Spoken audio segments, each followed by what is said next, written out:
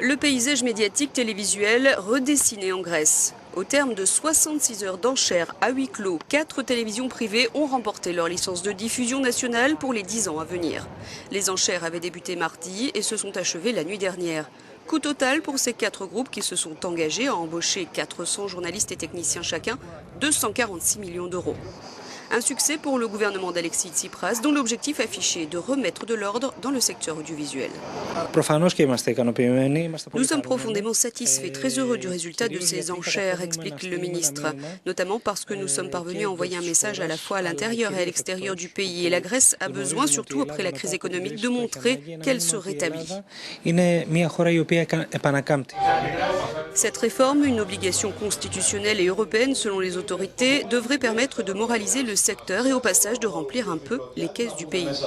6 chaînes avaient tenté de bloquer juridiquement la procédure d'enchères. En vain, les groupes contestent cette régulation du marché des fréquences de diffusion comme Sky TV. Nous n'avons pas acheté une licence, nous n'avons pas été mis en compétition. Nous sommes venus ici pour négocier afin de payer une rançon après avoir été pris en otage, afin de continuer à opérer en tant que médias indépendants, des médias qui ont écrit leur propre histoire et qui continueront à écrire leur propre histoire. Méga TV, le plus important groupe télévisuel privé du pays, qui détient l'une des plus anciennes chaînes privées et enregistre des records d'audience, avait été exclu des enchères pour cause d'hyperendettement par le secrétariat général de l'information et de la communication.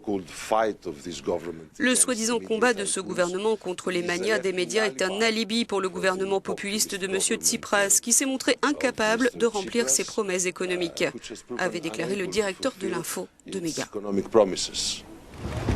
Dans le cas du groupe médiatique d'Imera, dirigé par l'homme d'affaires russo-grec Ivan Savidis, c'est d'être basé à Chypre qui les a disqualifiés. Au bout du compte, Alpha TV, Star et Epsilon devront cesser d'émettre d'ici 3 mois. Dans les 5 prochains jours, les autorités grecques devront vérifier les finances économiques des 4 groupes gagnants et d'ici 2 semaines, ces gagnants devront payer le tiers de ce qu'ils doivent au total, nous explique notre correspondant à Athènes. Dans le même temps, les tribunaux grecs devront se prononcer sur le sort des groupes exclus qui ont fait appel.